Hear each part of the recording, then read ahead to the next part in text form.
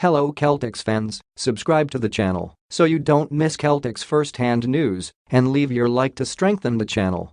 Polarizing former Boston Celtics max contract signee Gordon Hayward, who for 4 years had the C's fan base divided on whether or not he was an essential piece for a title run or a free agency mistake, was called a prime candidate to find a new home this offseason by Clutch Point's Jed Pagaduin. Pagaduin implied that in any other circumstance, trading Hayward's $31.5 million salary for the 2023-24 would be impossible, but because he is an expiring deal, he's most certainly going to be moved by Charlotte to bring in assets attached to longer-term money come the offseason on April 10 for the lottery-bound Hornets. Leave your like on this video to keep up to date with everything that happens at Celtics. Thanks. Continuing. In a vacuum, it's difficult to envision any team trading for Hayward, given his increasingly lackluster production, exorbitant price tag, and injury proneness, Pagaduin wrote.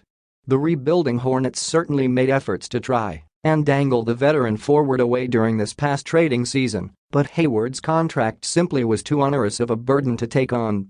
But that changes this past offseason. There simply isn't an expiring contract in the world that's too pricey to trade, making Gordon Hayward a prime candidate to find a new home this offseason as the Hornets try to pivot towards the future.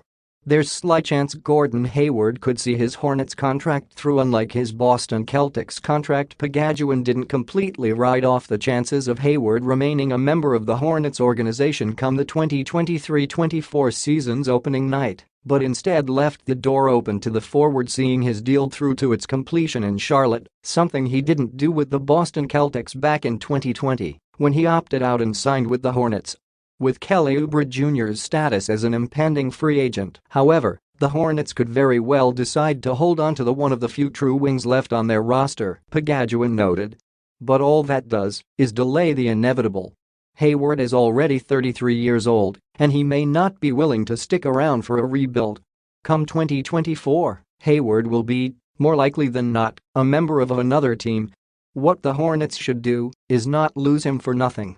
Don't expect many analysts projecting Hayward signing with the Celtics unless his college coach at Butler, Brad Stevens, can convince him to come back to Boston on a bargain bin deal.